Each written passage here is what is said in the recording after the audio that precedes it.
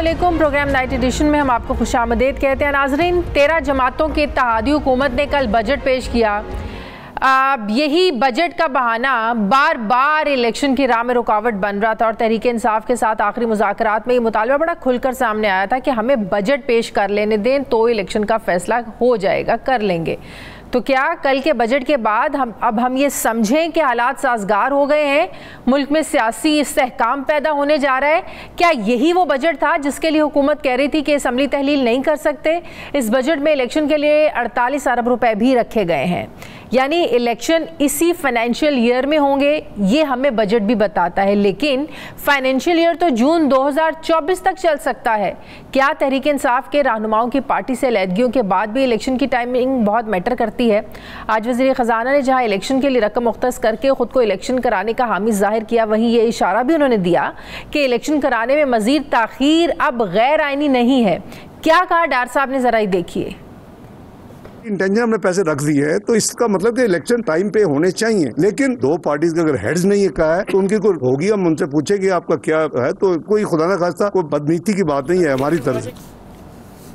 नाज़रीन, पाकिस्तान की सियासत, ये आज का जो आजकल मंजरनामा है, इसका अवलीन पॉइंट ऑफ कंटेंशन यही इलेक्शन का ना होना है।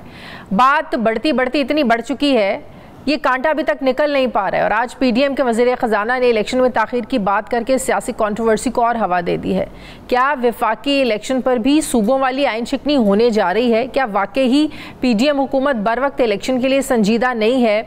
और डॉक्टर साहब कैसे ये कह सकते हैं कि ये गैर आइनी नहीं है? क्योंकि पीडीएम रहनुमाओं के बयानात से लगता है कि वो इलेक्शन की जगह कुछ और ही सोच रहे हैं। इस खदशे को तक़वियत साबिक़ सदर जरदारी साहब के बयान से मिलती है, जिसमें जरदारी साहब ने कहा कि ये लोग इलेक्शन नहीं करा सकते 2 महीनों में, इलेक्शन तब होंगे जब मैं चाहूँगा। लेकिन काश जरदारी साहब ये कहते कि इलेक्शन तब होंगे जब आइन और कानून चाहेगा। आइन और कानून के मुताबिक इलेक्शन होने चाहिए। बहरहाल, चंद रोज़ पहले मुल्क के नामवर कानूनदान सियासतदान चौधरी एतजाज़ एहसन ने भी कहा कि नवाज शरीफ इस वक्त पावरफुल हैं, सारे फैसले उनकी मर्जी से हो रहे हैं। क्या कहा एतजाज़ चौधरी ने, जरा देखिए। इस वक्त मोस्ट पावरफुल पर्सन है पाकिस्तान की, जो किस्मत के ये सारे फैसले उसकी इजाजत के बगैर IMF के साथ कोई समझौता नहीं हो। जब होना जब नवाज शरीफ ने इजाजत देनी हो। बजट किस किस्म का होना है उसका ओवरऑल लंदन से ये प्रूव हो गया। नवाज शरीफ तो डॉप हो गया। मरियम ने जो कहा था वो उसने मनवाया और उसको ये तस्लीम करना पड़ता है। वो जुलत से उसने कहा कि लेवल प्लेइंग फील्ड करो, इसको डिस्ट्रॉय करो, इसको खत्म करो, इसको हटा दो, इसको जेल में डाल दो, जेल में डाल दो, फिर हम इलेक्शन का फैसला। ऐसे में फिर सवाल उठता है कि क्या पाकिस्तान में इलेक्शन का मामला आइन की बजाय आसिफ जरदारी या नवाज शरीफ की मंशा के मुताबिक हल होना है कि जब उनको सूट करेगा तभी ये इलेक्शन की तरफ लेकर जाएंगे इस मुल्क को?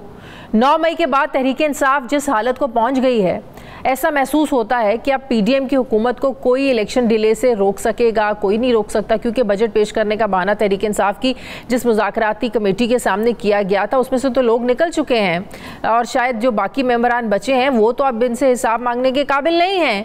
पीटीआई को छोड़कर जाने वाले बड़े बड़े नाम हमें अफसुर्दा नज़र आ रहे हैं। जो जहांगीर तरीन की पार्टी इस्तेहकाम पाकिस्तान पार्टी को ज्वाइन कर रहे हैं, कोई अपना मुंह छुपा रहा है, कोई शर्मिंदा नज़र आ रहा था और कोई परेशान नज़र आ रहा था। अब बड़े हमने उस दिन चेहरों पे परेशानियां, शर्मिंदगी और मुंह छुपाते हुए हमने वो मनाजिर देखे। ऐसे में कौन है जो हुकूमत को बर वक्त इलेक्शन के लिए मजबूर कर सकेगा? क्योंकि जिस पार्टी का हम जिक्र कर रहे हैं, इस्तेहकाम पाकिस्तान पार्टी, जो जहांगीर तरीन की क़यादत में बनी है, तहरीक इंसाफ को छोड़ने वाले जो लोग उसमें शामिल हो रहे हैं, उस पार्टी का तो अभी तक मंशूर भी नहीं बना। वो 3-3 बार वज़ीर आज़म रहने वालों को कैसे इलेक्शन के लिए पार्टी मजबूर कर सकेगी, जिनके आगे बड़ी अदालतों के बड़े मुंसिफों के फैसले कुछ नहीं कर सके? क्या उन्हें ये नौसायदा पार्टी इलेक्शन कराने पर मजबूर कर सकती है?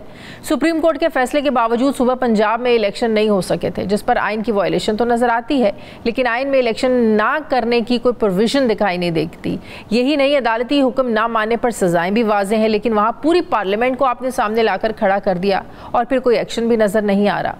तो नाज़रीन, हुकूमत पाकिस्तान ने कल जो बजट पेश किया है, इसमें लगभग आधा खसारे का बजट पेश किया है और जो रेवेन्यू इकट्ठा करने का हदफ जो सेट किया है उसका अल्लाह ही हाफिज़ है, क्योंकि लास्ट ईयर का कोई भी मौशी हदफ हुकूमत पाकिस्तान ने हासिल नहीं किया था। आज पोस्ट बजट प्रेस कॉन्फ्रेंस में एक बार फिर डार साहब ने का जो एतमाद था लहजा था, बड़ा पुरएतमाद वो नजर आए हमें। नए टैक्सी से उन्होंने कहा कि महंगाई पर कोई फर्क नहीं पड़ेगा। डार साहब ने बिल्कुल ऐसे ही कहा था कि डॉलर नीचे आ जाएगा। डार साहब ने ऐसे ही कहा था कि IMF भी मान जाएगा। डार साहब ने इसी पुरएतमाद लहजे में कहा था कि आवाम को रिलीफ देना हुकूमत की अव्वलीन तरजीह है। ऐसे ही पुरएतमाद लहजे में डार साहब ने कहा था कि हम महंगाई को कम करेंगे, लेकिन ना जाने क्यों अवाम अपने वजीर खजाना की बात को मानने को तैयार नहीं है। अवाम का ये मानना है कि ये बजट भी महंगाई के जिन को बोतल में बंद नहीं कर पाएगा।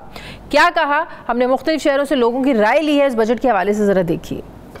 सरकारी मुलाजमीन को दे दिया, आम पब्लिक तो मारेगी बेचारी। प्राइवेट सेक्टर में जो मुलाजमीन काम कर रहे हैं, क्या ये उन हाजिरों को बात करेंगे कि भाई इनकी तनख्वाहें बढ़ाओ या कुछ करो? में जो रेड़े पे सोने वाले लोग हैं उसके लिए इसने क्या किया? कुछ भी नहीं किया है, बस सिर्फ ये खाने के लिए है और खाते ही रहेंगे। बेरोजगार तबके के लिए क्या किया इन लोगों ने? इन लोगों ने कभी ये सोचा है कि अवाम कितना जलील उखार होते हैं, गरीब तबका, मजदूर तबका आटे की लाइनों में? थोड़ी सी मराहत अगर दी गई तो चीजें भी उसी हिसाब से इन्होंने महंगी कर दी। एक आम इंसान के लिए जो तनख्वाह का स्टैंडर्ड रखा है वो 30,000 रुपये है, लेकिन उसके ऊपर इम्प्लीमेंट अभी तक नहीं हुआ। हुकूमत को ये चाहिए कि वो गरीब आवाम के लिए भी जब वो बजट पेश करे तो उनकी जो हालत है उसको मद्देनजर रख कर जो है बजट तरतीब दे। ये जो 200 अरब प्लस जो इन्होंने टैक्स लगाया आवाम पे, ये बड़ा मुश्किल है कि ये पूरा हो, और ये गरीब आवाम बिल्कुल नहीं दे सकता। सब्सिडी दे हमें यूटिलिटी स्टोर पर, मार्केटों पर, जिससे गरीब का फायदा हो। ये तो नहीं है ना कि मतलब IMF शर्त रखे और गरीब आवाम पे लोड है। अगर यंगस्टर के लिए या फीमेल्स के लिए बजट में कुछ है ही नहीं तो मुल्क किस तरह तरक्की करेगा और आगे जाएगा? इन लोगों ने कुछ किया ही नहीं है, कोई चीज सस्ता नहीं हुआ है। बिजली का वही रेट है, पेट्रोल का वही रेट है, डॉलर का वही रेट है, तो बजट कहाँ से आ गया? ये ना होने वाले के बराबर बजट है। बड़े से बड़े जो खुशहाल तबका था ताजरों का, वो इस वक्त दार रोटी के चक्कर में है। यही तवक्को करते हैं कि अल्लाह पाक हमारे लिए और इस मुल्क के लिए बेहतर करे। PDM की कारकर्दगी सिफर है भाईजान, कारोबार है नहीं है, और ऊपर से गवर्नमेंट कह रही है 8 बजे शॉप्स वगैरह बंद कर दे। तकरीबन 650 अरब का खसारे, गरीबों को खून और चूसे गए ये लोग। इससे तो बेहतर तक ये बजट पेश करते ही नहीं। बजट नजरसानी करें, गरीबों के लिए आटा, दाल, चीनी, पेट्रोल इनको नहायत कम करके आवाम के लिए देना चाहिए। बहरहाल अवाम तो इस बजट से खुश नज़र नहीं आ रहे हैं, लेकिन सवाल अपनी जगह पर खड़ा है कि बजट तो बहरहाल पेश हो गया है, जिसके लिए इतने हीले बहाने किए जा रहे थे। अब क्या मुल्क इलेक्शन की तरफ जाएगा? मैं बात करूंगी, मुझे ज्वाइन कर रहे हैं साबिक governor Punjab, Pakistan Peoples Party के रहनुमा, माहिर कानून लतीफ़ खोसा साहब। अस्सलाम वालेकुम, बहुत बहुत शुक्रिया खोसा साहब आपका। खोसा साहब, सबसे पहले तो ज़रा अपनी एक छोटी सी मुख्तसर सी राय दे दें इस बजट के हवाले से कि इस बजट से आम आदमी की ज़िंदगी को कोई फ़र्क पड़ेगा पॉजिटिव वे में? अगर मैं आपसे पूछूं, क्या ये PDM की 13 जमाती जो हुकूमत है, इत्तेहाद है, क्या इन्होंने ये इलेक्शंस के लिए बजट दिया है, सियासी बजट है, अवामी बजट है? आपकी क्या राय है इस पर? देखें, 14.5 खरब का जो बजट दिया है, इसमें 7 खरब और 500 अरब रुपया खसारे का बजट है, और इसमें जो है 9 खरब और 700 अरब का जो है टैक्सेस FBR ने वसूल करने हैं, जिसमें 200 अरब इजाफी है पिछले साल से। और अगर आप इसकी GDP की रेशो देखें इस तरह इस वक्त की, तो 0.29 की GDP की रेशो है, जो आबादी भी 1.92। आप इसको समझ रहे हैं सही? 0.29 करोड़ जो माहिरीन है वो इसको नेगेटिव में रेट कर रहे हैं। वो कह रहे हैं ये सिर्फ पॉजिटिव में दिखाया गया है अवाम को बेवकूफ बनाने के लिए। ये नहीं, मगर क्या है, इन्होंने कहा था कि 3% की GDP ग्रोथ होगी। 3% की बजाय ये 0.29 जो इनके ऑफिशियल फिगर्स हैं। चले मैं ऑफिशियल फिगर्स पर ही ले लेता हूँ, अदरवाइज तो आपने ठीक कहा, आवाम की आपने बात सुनाई, जमहूर तो रुल गई है। जमहूरियत का इन फिगरेटिव जगलरी से कोई दखल अमल नहीं है। ये अददी जो हेरा फेरी है ना, ये तो सिर्फ बाबू लोगों के लिए होती है जो बजट बनाते हैं। इस बजट से आवाम क्या समझ सकती है कि ये क्या करने जा रहे हैं और क्या कर रहे हैं? ये तो इन्होंने लोगों की आंखों में धूल झोली है। और दूसरी बात यह है कि ये अशराफिया का बजट है।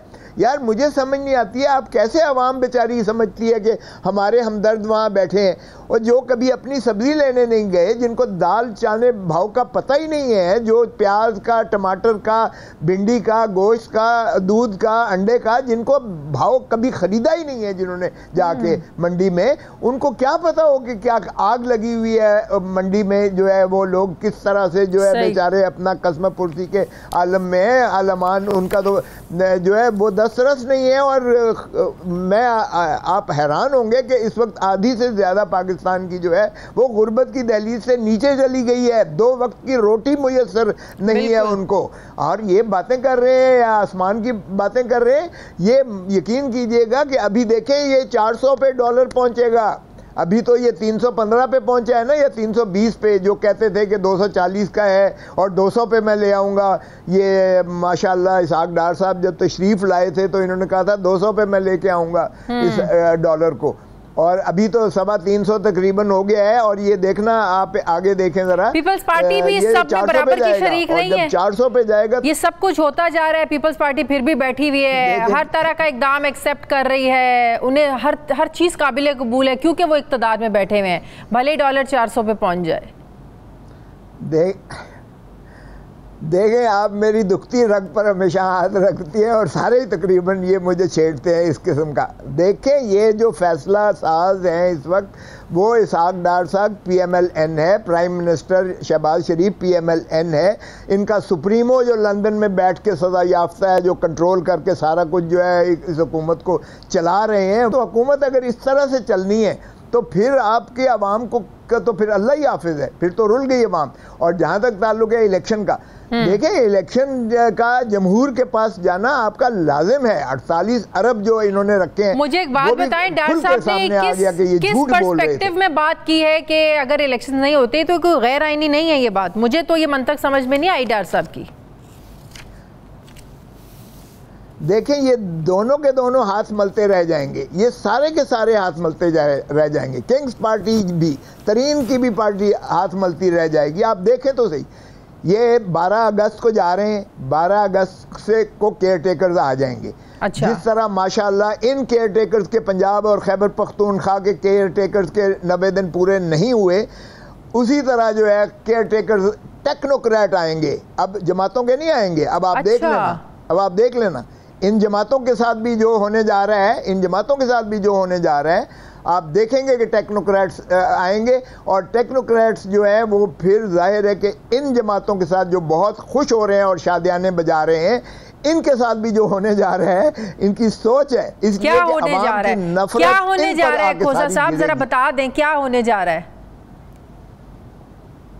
देखें, ये तो बाहर हो जाएंगे 12 अगस्त के बाद। हाँ, नेचुरली बाहर हो जाएंगे 12 अगस्त से, तो एक दिन आगे नहीं असेंबलियां चल, अगर असेंबली नहीं है तो ये वजारत उज़्मा भी नहीं है, वजारत आला भी नहीं है, ठीक हो गया। वो 2 सूबे जो बाकी रह गए उनमें नहीं होगी हुकूमत। अब आ जाएंगे केयर टेकर। आप लिख लें, केयर टेकर जो है आपके बनेंगे टेक्नोक्रेट्स, किसी और की मर्जी के बनेंगे। अच्छा। और टेक्नोक्रेट्स बन के फिर इन पे भी वही होगा। तो इसका मतलब है केयर टेकर सेटअप राजा रियाज और शहबाज शरीफ की मुशावरत से नहीं बनना। अरे बाबा, आपको ख्याल है कि राजा रियाज और ये जो है अपना माशाल्लाह शहबाज शरीफ साहब बनाते हैं? बाहर कैफ जाने दें, ना करें, आप पर भी हर्फ आएगा, मुझ पे भी आ जाएगा।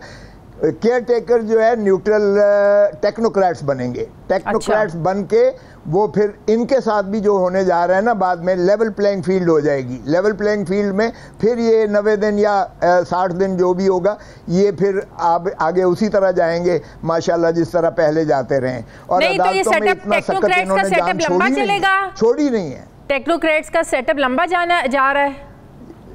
हाँ हाँ हाँ, जब तक मस्बत नताइज की तवक्को नहीं होगी। और मस्बत नताइज तब होंगे जब इनके खिलाफ जो नफरत है PDM की हुकूमत के खिलाफ, उसकी भी कोई और जिम्मेदारी नहीं लेगा और इन्हीं पर डाली जाएगी। वो जिम्मेदारी भी इन पर डाली जाएगी, ताकि ये जो है वो इससे मुबर्रा होकर वो कहें कि हमने तो आवाम की बेहतरी के लिए जो है टेक्नोक्रेट्स लाए हैं। अच्छा, मस्बत रद्द-ए-अमल में वो नवाज शरीफ की सजाओं का माफ होना भी शामिल हो सकता है, जाहिर है उस चीज़ का भी इंतजार होगा। Proper level playing field. अब एक तो सूरत ये है कि ये हो, दूसरी सूरत ये है कि उनको भी नाअहल बाहर रखा जाए और एक नई जो है बाद में एक नमूद आए एक पाकिस्तान के लिए, एक वो क़यादत आए जो बेदाग हो, जिन पर इल्ज़ामात ना हो, क्योंकि ये तो सारे टेंटेड हैं और टेंटेड जो है कोई और क्यों अपने ऊपर दाग लेगा। इसलिए बेहतर यही होगा कि लेवल प्लेइंग फील्ड ये है कि जो बेदाग हैं वो लोग आगे आएँ, ताकि जमहूर को ये यकीन बावर हो कि ये जो क्योंकि एक बात इमरान खान की आप देखें कि उसने अपने आप को तो ख़राब कर लिया है, लेकिन इनको भी किसी काबिल नहीं छोड़ा। ठीक है, बहुत बहुत शुक्रिया सरदार लतीफ़ खोसा साहब, साबिक़ गवर्नर पंजाब मेरे साथ। बहुत बहुत शुक्रिया आपका। मुझे ब्रेक लेनी है नाज़रीन, वापस आते हैं वक्फे के बाद।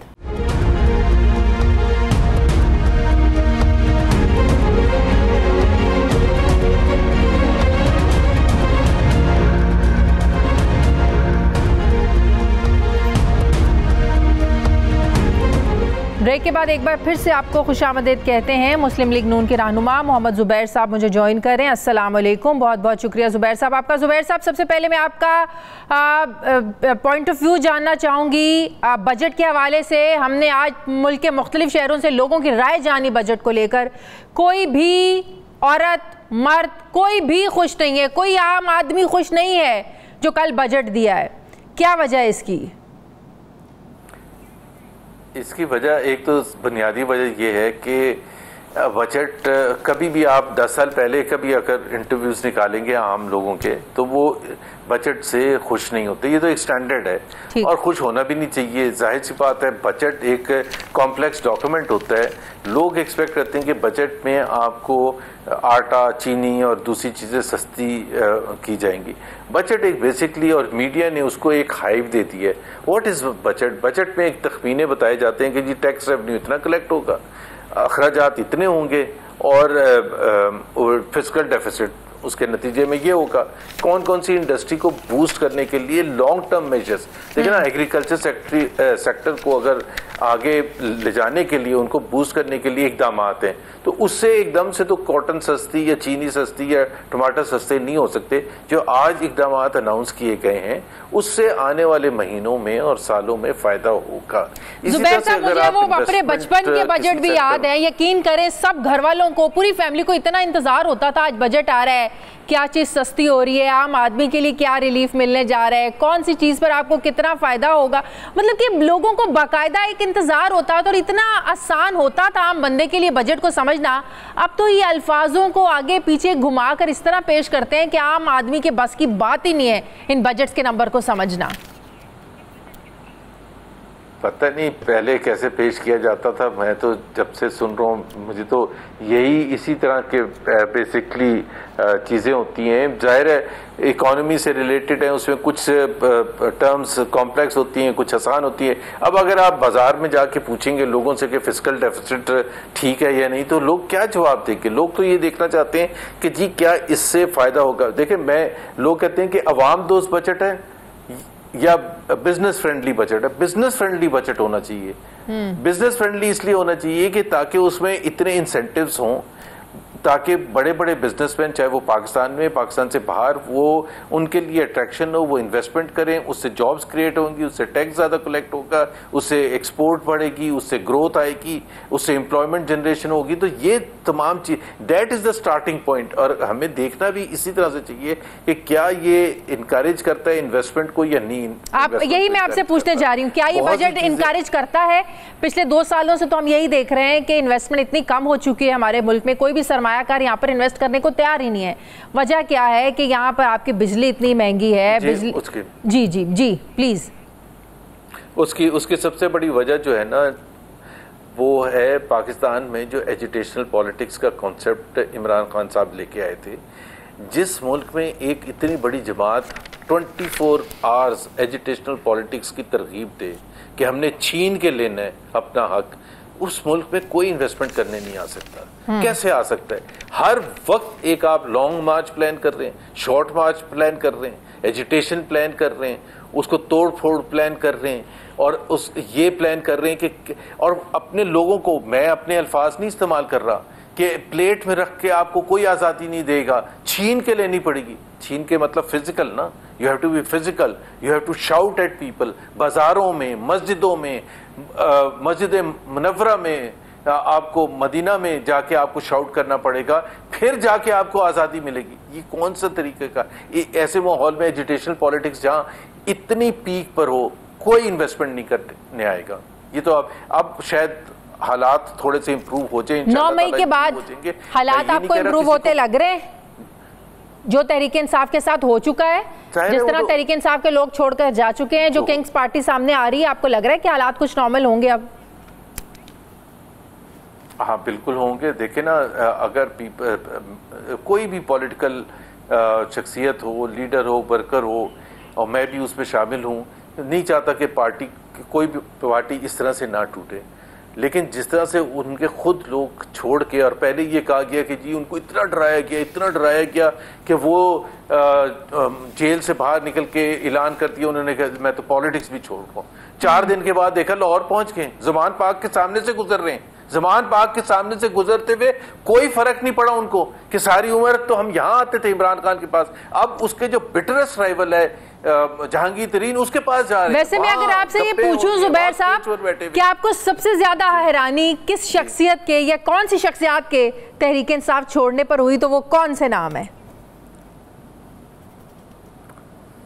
कुछ तो हैं जो अभी तक ऐलान नहीं हुआ, उनकी बात तो नहीं मैं करूंगा, लेकिन जिनका ऐलान हो गया उसमें मेरा ख्याल है अली जैदी, जिस तरह मतलब वो लोग जो कि इमरान खान के साथ जिन्होंने सियासत की थी, जिस तरह फवाद चौधरी तो पहले से सियासत कर रहे थे, दूसरी पॉलिटिकल पार्टीज में भी थे, तो जाहिर सी बात अगर आप 3 पॉलिटिकल पार्टीज चेंज कर सकते हैं, चौथी भी चेंज कर सकते हैं।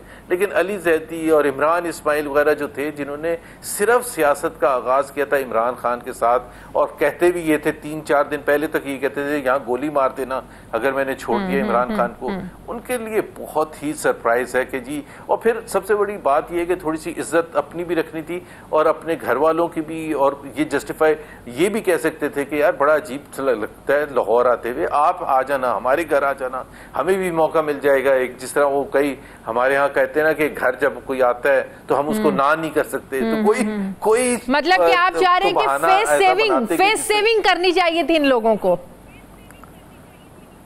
बिल्कुल पाकिस्तान की पॉलिटिक्स के लिए खराब है, पाकिस्तान की पॉलिटिक्स में धब्बा है कि जी इतने आप जब हम कहते थे मम्मी डैडी क्राउड, तो वो सब कहते थे देखा उन्होंने शो कर दिया कैसे पॉलिटिक्स करते हैं, निकलते हैं। वो निकलते इसलिए थे कि उनको कुछ कहा नहीं जाता था, वो शाउट करते थे।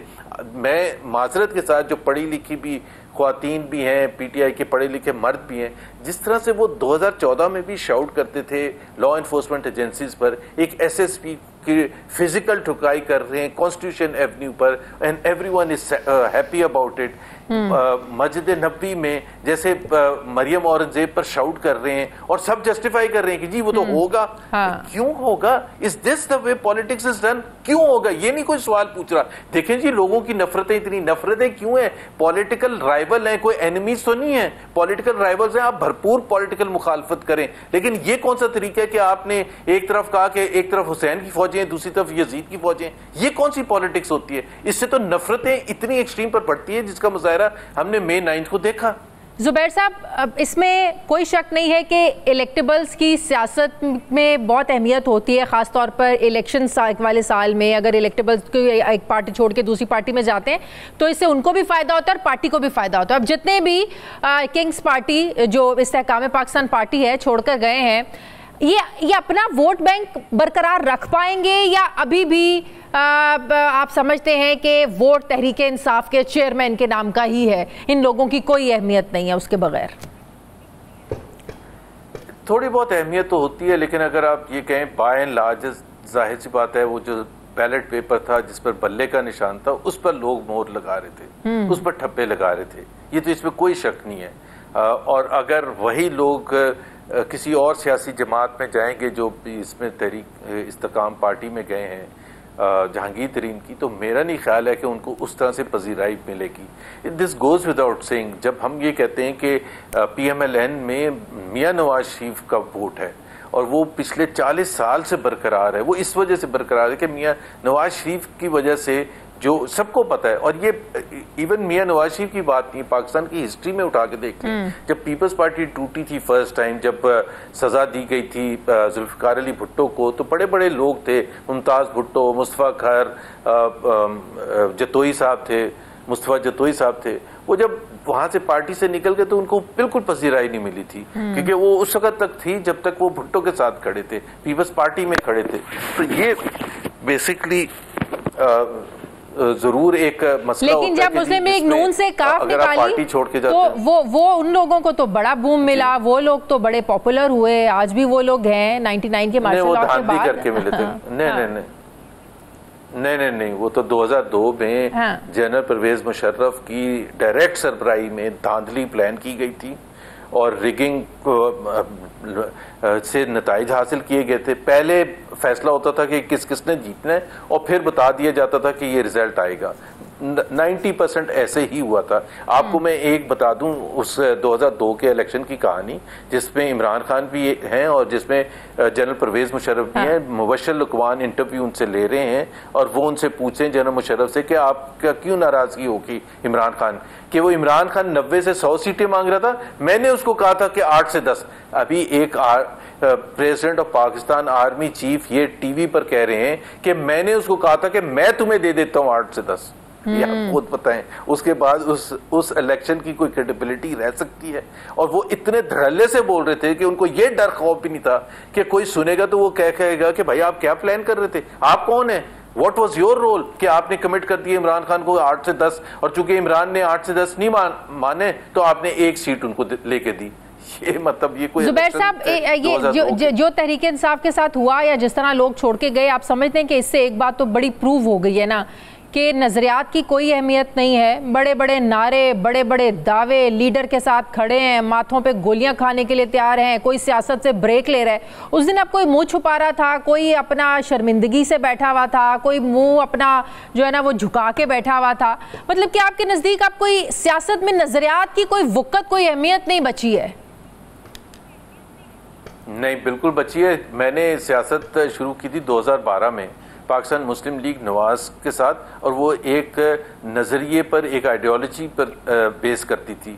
उसमें इकोनॉमिक प्लान भी उसका PMLN का था जो मुख्तलिफ था बाकी मेजर पॉलिटिकल पार्टीज के साथ। उसमें फॉरेन पॉलिसी के हवाले से भी एक डिफरेंस था। That is what ideology is ना। और फिर मुझे तो सबसे ज़्यादा मुश्किल वक्त मैं तो टेक्नोक्रेट आप कह सकते हैं, आया था। हमारे साथ जितने थे, और मैंने मरियम नवाज के साथ पूरे पाकिस्तान के, आज़ाद कश्मीर के, गिलगित के, बल्तिस्तान के चप्पे चप्पे में गया हूँ। एक वर्कर मैंने नहीं देखा, एक लीडर नहीं देखा इस 3.5 साल में, मुश्किल तरीन हालात में, कि जो मायूस था। वो सब के सब जो थे उनके हौसले बुलंद थे, बावजूद इसके कि परसिक्यूशन भी हो रहा था, पकड़ धकड़ भी हो रही थी, डराया धमकाया भी जा रहा था, इंटिमिडेशन भी थी, थ्रेट्स भी थे, सब कुछ था।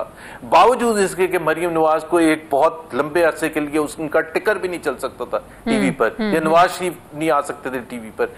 लेकिन कौन हमारे लोग जब जेल में अरेस्ट हुए और जिस तरह से वो अपने आप को खुद पेश करते थे, चाहे ख्वाजा आसिफ थे, शाहिद खान अब्बासी थे, मरियम नवाज की आप एग्जांपल ले ले, वो जब जेल से आती थी पेशी के लिए तो उनका कैसे बॉडी लैंग्वेज होती थी, वो तसल्ली दे रही होती थी। सो ये तो अभी तो इतना सरप्राइज हुए हम कि ये दिस इज शॉकिंग। आप पीपल्स पार्टी को उठा के देख लें, 77 में ज़ियाउल हक ने आके क्या परसिक्यूशन नहीं की थी, फिर परवेज मुशर्रफ ने क्या नहीं किया था। लेकिन थोड़ा सा तो आप ठहरते हैं, थोड़ा सा तो हिम्मत दिखाते हैं। फिर फैला दिया सबको कि जी उनको इतना डराया गया, उनको इतना डराया गया कि जी वो खुद बेचारे इतने मजबूर हो जाते हैं। तो अली मोहम्मद नहीं है अभी तक जेल में, यास्मीन राशिद नहीं है, इजाज चौधरी नहीं है, वो दूसरे बहुत सारे लोग हैं, और जो फॉर्मर गवर्नर लोग खड़े हैं अभी, जो बहुत सारे लोग हैं।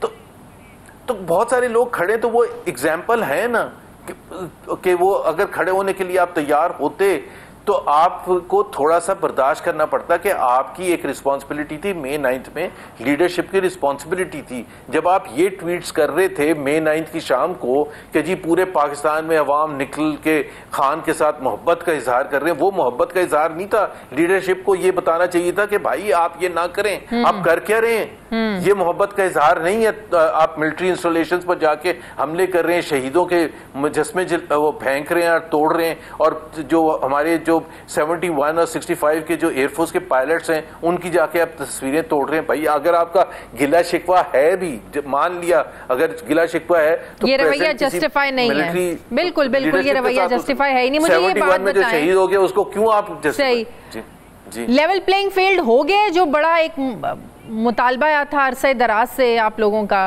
कि लेवल प्लेइंग फील्ड जब तक नहीं होगा इलेक्शंस नहीं हो सकते। नहीं क्यों? एक सेकंड, मियां नवाज शरीफ डिस्क्वालिफाइड हैं आज? ये नहीं है, he is not allowed to be part of the electoral process. तो फिर कैसे होगी लेवल प्लेइंग फील्ड? 2002 में नहीं थे अलाउ, 2008 में अलाउ नहीं थे, 2018 में जेल में बंद किया हुआ था।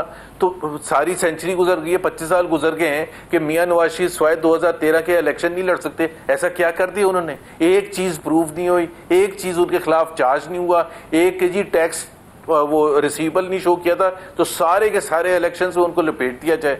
और कितने साल हो गए? 7 साल तो हो चुके हैं, 6 साल हो चुके हैं। 2017 में जब डिस्क्वालीफाई किया था, डिस्क्रेडिटेड है वो जजेस और वो जो जजमेंट थी जो ब्लैक लॉ डिक्शनरी का रेफरेंस देके किया गया था। तो उनको इसके लिए पाकिस्तान आने की जरूरत नहीं है। लेवल प्लेइंग फील्ड तब होगा जब नवाज शरीफ को लंदन बैठे बैठे सारे फैसले उनके हक में हो जाएं, वो अहल भी हो जाएं, सारी सजाएं भी माफ हो जाएं, सब कुछ हो जाए और उनको पाकिस्तान आने की, ज़ाहिर है रोका तो किसी ने नहीं है, लेकिन वो पाकिस्तान आए, उनको कोई पकड़े ना, सब कुछ नीट एंड क्लीन क्लियर हो जाए, फिर होगी लेवल प्लेइंग। होना तो ऐसी चाहिए, होना तो ऐसा ही चाहिए कि जिन्होंने कहा था ना, कुछ जजेस ने कहा था कि हिस्ट्री याद रखेगी ये जजमेंट पनामा के सिलसिले में जो दिया है, उसमें से कुछ जजेस ने ये कहा था बिल्कुल याद रखेगी। जैसे जुल्फिकार अली भुट्टो की जजमेंट को याद रखा हुआ है, वो कोई अच्छे तरीके से नहीं याद रखी जाएगी। जस्टिस मुनीर को जैसे याद किया जाता है वैसे ही जस्टिस खोसा को याद किया जाएगा, वैसे ही जस्टिस साकिब निसार को याद किया जाएगा, जो वो पार्ट एंड पार्सल थे पीटीआई की टीम के, जिन्होंने प्लान का हिस्सा था कि ये इस प्रोजेक्ट को आपने कामयाब करना है, इमरान खान को किसी तरह से हुकूमत में लाना है और हुकूमत में लाने के लिए मियां नवाज शरीफ को डिस्क्वालीफाई करना है, उनको जेलों में डालना है, उनकी वही एपिसोड रिपीट तो नहीं हो रही? सुन लेना, अब वही एपिसोड रिपीट तो नहीं हो रही? इस्तेहकाम पाकिस्तान पार्टी को लॉन्च करके ग्रुप बना के तहरीक इंसाफ के चेयरमैन को तोड़ने के लिए या सिर्फ उनको शिकस्त से 2-4 करने के लिए, वो सब कुछ रिपीट हो रहा है। इससे हमारा क्या ताल्लुक है? इससे हमारा क्या ताल्लुक है कि जी उनको तोड़ा जा रहा है? मतलब मैंने तो नहीं अली जैदी को कहा कि आप इतनी जल्दी क्रम्बल कर जाएं, मैंने तो नहीं कहा इमरान इस्माइल को कि आप बगैर कोई रेजिस्टेंस किए हुए आप गिर जाएं और अपने आप को एक नई पार्टी का हिस्सा बनाने की कोशिश करें। और वो भी बहुत से वजूहात हैं जिस वजह से वो करने की कोशिश कर रहे हैं। आमिर कियानी को मैंने तो नहीं कहा कि एक दिन पहले आपने कहा कि मैं सियासत से किनारा कशी इख्तियार कर रहा हूँ, तो मेरे पास तो कोई जस्टिफिकेशन है ही नहीं ये कहने की कि जी उनको तोड़ा जा रहा है और उनको ये किया जा रहा है। और अगर वो टूट रहे हैं, इस माहौल में टूट रहे हैं, तो फिर गलती भी उनकी अपनी है।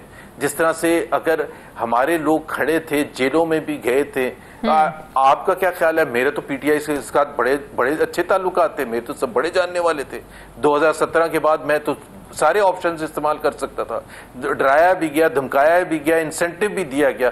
क्यों खड़ा रहा मैं? इसलिए खड़ा रहा कि एक आइडियोलॉजी होती है, जरूरी नहीं होता कि हर वक्त आप हुकूमत का हिस्सा हो, आपको दोनों चीजों के लिए तैयार होना पड़ता है। मुश्किल हालात इस बात पे आप दोनों भाई एक ही पॉइंट पे हैं। ये एक कॉमन पॉइंट है कि आप दोनों भाई एक चीज पे खड़े हुए हैं। असद उमर साहब भी जो हैं वो भी खड़े हुए हैं अभी तक। उन्होंने पार्टी के ओहदे से इस्तीफा दिया है, लेकिन पार्टी को उस तरीके से छोड़ा नहीं और ना ही कहीं और गए हैं वो। जी बिल्कुल। अच्छा, ये इलेक्शंस होंगे अब 12 अगस्त को, तो ये सब सिस्टम जो है ज़ाहिर असम्बलियाँ डिसॉल्व हो जाएंगी, केयर टेकर सेटअप आ जाएगा। अभी खोसा साहब थे मेरे साथ, वो कह रहे थे टेक्नोक्रेट सेटअप आ रहा है और फिर उसी तरह तवालत इख्तियार करेगा जिस तरह पंजाब और केपी में हो रहा है। पंजाब और केपी में तो टेक्नोक्रेट सेटअप नहीं आया था। नहीं मतलब कि नहीं, बिल्कुल उनका कहने का मतलब था जिस तरह इलेक्शन यहाँ डिले हुए हैं ऐसे यहाँ पे भी होंगे। देखिए, मैं तो उन लोगों में शामिल हूँ शाजिया जो समझते हैं कि पाकिस्तान में इलेक्टोरल प्रोसेस होना चाहिए अक्टूबर के महीने में। अगर अगस्त में असेंबली अपने वक्त पर तहलील होगी, ये ऑप्शन हुकूमत के पास मौजूद है कि उसको हफ्ता पहले करके और नवंबर में इलेक्शन करा दे। वो that is with in the constitution of Pakistan, वो उनकी मर्जी है। लेकिन मेरे नज़दीक और चूँकि आपने बजट के हवाले से भी बात की थी, तो बजट 12 महीने का एक उसका आदाद शुमार होते हैं। अगर नवंबर में इलेक्शन होते हैं और दिसंबर में एक हुकूमत नहीं आती है तो आधा साल तो गुजर चुका होगा इस फिस्कल ईयर का। मेरा कहने का मतलब ये है कि पाकिस्तान में मईशत पर इमीडिएट फोकस की ज़रूरत है। जो पिछले एक साल पे अगर हालात उस तरह से अच्छे नहीं हुए तो उसकी सबसे बड़ी वजह ये थी कि आप एक साल में वो इक़दाम नहीं ले सकते जिससे आप मईशत को सही राह पर लगा सकें। उसके लिए आपको बड़े फैसले करने पड़ते हैं, उसके लिए आपको पेशेंस चाहिए होता है। वो 2-2, 3-3 साल का एक इन्वेस्टमेंट होती है, फिर जाके नताइज आने शुरू होते हैं। तो जितनी जल्दी वो शुरू होंगे उतना ज़्यादा अच्छा है, ये मेरा मानना है। मैंने तो नहीं सुना कहीं भी कि केयर टेकर सेटअप आएगी और केयर टेकर सेटअप आपको आगे लेके जाएगी। Pakistan if Pakistan needs anything, Pakistan needs political stability. उसमें ये नहीं है मतलब कि अगले इंतखाबात में कोई ऑपोजिशन ना आए, भरपूर ऑपोजिशन हो, बड़ी इफेक्टिव ऑपोजिशन हो जो रिप्रेजेंट करे अवाम के उन मसाइल को जो अवाम समझते हैं कि हुकूमत नहीं कर रही। तो इसी तरह से मीडिया का रोल होता है। तो ये तो हमारी भी ख्वाहिश है कि एक पाकिस्तान में असेंबली आए, वो ऐसी असेंबली हो जिसमें एक इफेक्टिव ऑपोजिशन हो और फिर हुकूमत अपना वो तरजीहात के मुताबिक। पाकिस्तान में कभी भी मईशत के हवाले से इतने बड़े चैलेंजेस नहीं थे जितने आज हैं और उसको इमीडिएट टेकअप करने की जरूरत है। अगर आप जितना डिले करते जाएंगे उतने ज्यादा हालात खराब होते जाएंगे। पाकिस्तान पीपल्स पार्टी के साथ सीट एडजस्टमेंट हो सकती है? देखिए, सीट एडजस्टमेंट हर एक के साथ हो सकती है, पहले भी होती रही है। होगी या नहीं होगी, मैं तो इस पोजीशन में अभी नहीं हूँ कहने के कि पीपल्स पार्टी के साथ हमारे ज़बरदस्त रिलेशनशिप हैं और काफ़ी अरसे से हैं। हमने इफेक्टिव ऑपोजिशन का रोल प्ले किया नेशनल असेंबली में और पंजाब असेंबली में, और हम समझते हैं कि पीपल्स पार्टी की बड़ी कंट्रीब्यूशन है। फिर जब हुकूमत वोट ऑफ नो कॉन्फिडेंस हुआ तो वो हमारे साथ साथी आज भी हैं, हुकूमत का हिस्सा हैं और हुकूमत का हिस्सा होने के नाते अगर अवाम में कोई मुश्किलात अगर वो समझती है कि डिलीवर नहीं हुआ तो जितने हम जिम्मेदार हैं उतने पीपल्स पार्टी भी जिम्मेदार है। आगे क्या होगा मैं नहीं कह सकता। We are two different political parties, उनका अपना प्लान है, अपना वो समझते हैं कि पाकिस्तान को आगे ले जाने का क्या तरीक़ेकार है, हमारा अपना है। क्या कोalition कोई बनेगी, सीट एडजस्टमेंट होगी, ये आने वाला वक्त बताएगा। बहुत बहुत शुक्रिया। मुस्लिम लीग नून के सीनियर रहनुमा मोहम्मद जुबैर साहब मेरे साथ, शुक्रिया आपका। मुझे ब्रेक लेने नाज़रीन वापस आते हैं वक्फे के बाद।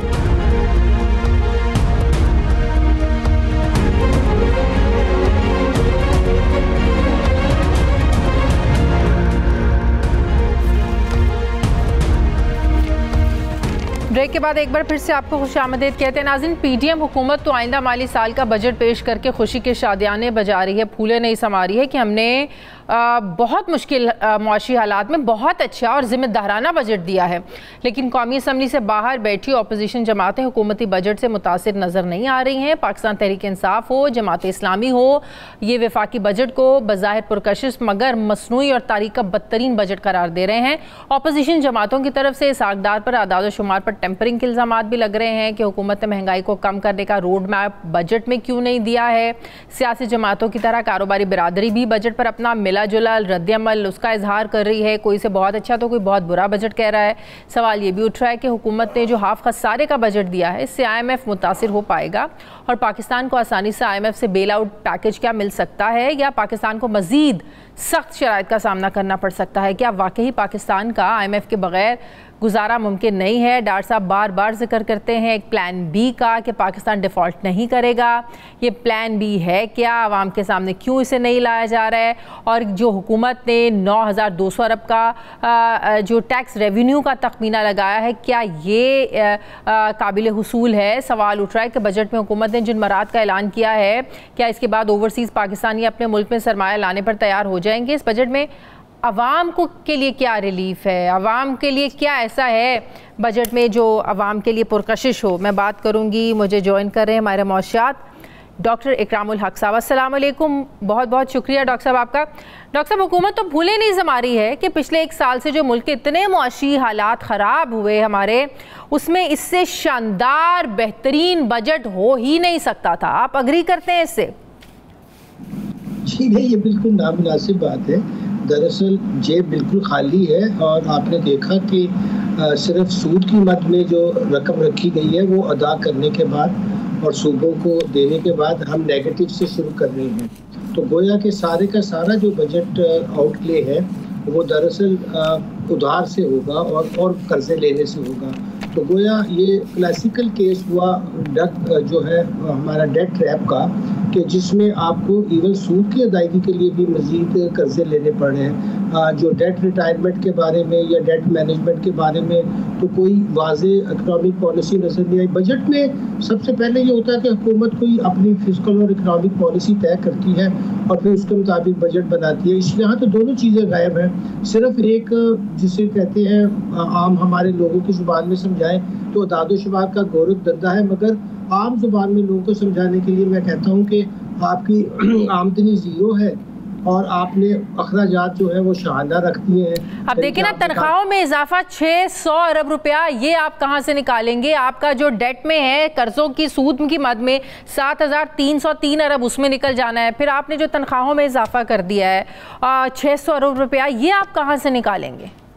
जी वही मैं अर्ज कर रहा था कि सूद देने के लिए भी मुकम्मल पैसे, अगर आप देखें इसी बजट के अंदर तो लिखा हुआ है कि सूबों को वफाक के महासिल में से 57.5% देने के बाद वो 58, अब जाहिर है कि वो तो सूद के बराबर भी नहीं है। तो डिफेंस का सारा बजट, जो हमारे सिविल एडमिनिस्ट्रेशन चलाने का बजट, जो अभी आपने फरमाया हमारे जो तनख्वाहें बढ़ाई हैं उसका जो है इजाफी बोझ, फिर इसमें सब्सिडीज 1000 रुपये शामिल की हैं, फिर 950 बिलियन का तो डेवलपमेंट बजट रखा है। तो दरअसल मेरा ख्याल है कि उन्हें ये पता है कि अब अगस्त में ये हुकूमत तो ख़त्म हो जाएगी, तो ये बजट तो नहीं रहेगा और सप्लीमेंट्री बजट आएंगे और हमारे अब मिनी बजट आ ही रहे हैं हर साल में 2-3। तो ये 3% ग्रोथ रेट जीडीपी का, ये कितना आपको लगता है कि ये पॉसिबल है अचीव करना? क्योंकि पिछली जो ग्रोथ रेट जो 0.29 बता रहे हैं वो भी नेगेटिव में, माशी माहिरीन के मुताबिक नेगेटिव में है, जिसको पॉजिटिव पेश किया जा रहा है IMF को भी दिखाने के लिए। तो ये आपको लगता है कि जो 4% इन्होंने ग्रोथ रखी है ये मुमकिन है? इस हालात में इन इकोनॉमिक पॉलिसीज़ और इन फिस्कल पॉलिसी और मॉनेटरी पॉलिसी जिसमें आपका जो डिस्काउंट रेट है वो तो खुद स्टेट बैंक का 21% है, जो इस हमारी आप देखें इन्फ्लेशन जो है वो हाईएस्ट है, जो कॉस्ट ऑफ डूइंग बिजनेस में कारोबारी 21% आपके इंटरेस्ट रेट पे, एक्सचेंज रेट पे कौन आपके साथ यहाँ पर इन्वेस्टमेंट करेगा, सरमायाकारी करेगा? It's too much. ये सरमायाकारी के जो पहले बिजनेस लगे हुए हैं वही सरवाइव नहीं कर पाएंगे, क्योंकि देखिए अगर उनको सबसे महंगी बिजली मिल रही है, रिकॉर्ड किस्म की इन्फ्लेशन है, पैसे की बेकदरी हो चुकी है, सप्लाई लाइंस डिस्टर्ब हो चुकी है, इंपोर्ट पे एम्बार्गो है, तो इंडस्ट्रियाँ तो बंद हो रही हैं और वो रोज़गार लोगों का जा रहा है। जब ये मैशत के हालात हो तो कहाँ से टैक्सेस होंगे, कहाँ से जो है वो हमारी ग्रोथ होगी? ये तो मुश्किल सूरत हाल को और मुश्किल बनाने वाली बात है। मैं कहता हूँ कि ये रेसिपी फॉर डिज़ास्टर है। आप अगर ये पॉलिसी चली तो जिसमें आपकी मॉनेटरी पॉलिसी बहुत टाइट है, आपने और टैक्सेस लगा दिए हैं, जो सनतें डूब रही थी उनके ऊपर आपने सुपर टैक्स और बढ़ा दिया है। तो आप ये कहना चाह रहे हैं कि जो लोग ये 9,200 अरब इन्होंने इजाफी लगा दिया, ये कैसे इकट्ठा होगा? वही मैं अर्ज कर रहा था कि जो सनतें पहले ही मुश्किलात का शिकार है उनके ऊपर आपने सुपर टैक्स का रेट जो हाई ब्रैकेट पे 10% कर दिया है। फिर आप चाह रहे हैं कि उनके डिविडेंड को भी 15% टैक्स करें, तो उनका फिर आपने बैंक से पैसे निकलवाने हैं, आपने उस पर भी पैसे देने हैं। 1 लाख रुपया निकलवाएं तो 600 रुपया कटेगा। पैसे तो उन्होंने बहुत ज्यादा डाल दिए हैं। तो देखिए ये तो हदफ तो पूरा होने वाला नहीं है इन इकोनॉमिक हालात, इन माशी हालात में ये तो पूरा होने वाला नहीं है। मगर उससे भी जो बहुत अफसोसनाक बात वो ये है कि एक दफ़ा आप कहते हैं कि जी जो एग्जिस्टिंग टैक्स पेयर्स हैं उन पर टैक्स लगाते चले जा रहे हैं और इसमें कोई ऐसी बात नहीं की गई कि जैसे आपको याद होगा कि एक दफ़ा जो मिफ्ता साहब ने आखिरी बार बताया था उसमें उन्होंने ये 2018 की बात कर रहा हूँ, तो उन्होंने कहा था जो रिटर्न फाइल नहीं करेगा फिर वो ना ज़मीन खरीद सकेगा ना ही गाड़ी खरीद सकेगा। इस तरह का कोई उन्होंने स्टेप नहीं उठाया और डॉक्यूमेंटेशन की तरफ भी जाने की बजाय मज़ीद लोगों को उससे मुतनफ़र करने की कोशिश की गई है। तो मेरा ख्याल ये है कि जो पॉलिसीज़ का तसल्सल था उसका बिल्कुल उलट किया है और जो पिछली हुकूमत के ज़माने में या उससे पहले इन्होंने कोशिश की थी कि हम डॉक्यूमेंटेशन की तरफ जाएं और मईशत को अगर अब इस साल इलेक्शंस हो जाते हैं, नई हुकूमत आती है, तो जाहिर है वो तो बजट पे तरमीम करने का हक रखती है, वो अपनी सूरत हाल के सिचुएशन के मुताबिक आप समझते हैं जाहिर है इसमें तरमीम कर सकते हैं। ये खुद भी आए तो वो तरमीम करेंगे और कोई और आएगा तो वो तो बिल्कुल इसको नहीं करेगा। और ये तो इन्होंने खुद भी एक साल में 3 दफ़ा मिनी बजट दिया था और ये फौरी चेंज करेंगे। ये तो मेरा ख्याल है सिर्फ खाना पूरी के लिए किया गया है कि चलिए हम 13-12 अगस्त को तो इसकी मुद्दत पूरी होने वाली है असम्बली की, तो एक फिगर दे दी गई है और एक साफ समझिए डिनाइल मूड में है जो गलतियां हुई हैं। और जो पिछले साल आपको याद है कि हमें दोबारा बजट पेश करना पड़ा था IMF की वजह से, IMF को राजी करने की वजह से, इसके प्रोग्राम की वजह से। अभी भी तो IMF के साथ हमारे मसाइल चल रहे हैं, तो माशी माहिरीन भी ये कह रहे हैं कि हर 4 महीने बाद 3 महीने बाद हमें नया बजट देखने को मिलता रहेगा।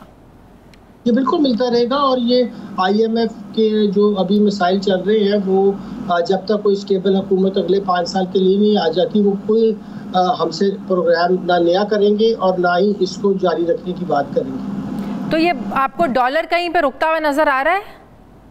ये उसके में भी देखिए, जो डार साहब के आने के बाद पहले तो उन्होंने जहाज़ पे बैठ के कहा मेरी वजह से इतना सस्ता हो गया, मगर ये डॉलर तो इसकी इस वक्त पाकिस्तान जो है एक सख्त डॉलर क्रंच में है और उसकी वजह से इंपोर्ट भी बंद है। जो डिमांड है ये तो बहुत ज़्यादा फ्लक्चुएट करती रहेगी और पैनिक जो है लोग होकर भी ले रहे हैं कि पाकिस्तानी करेंसी तो गिरती जा रही है।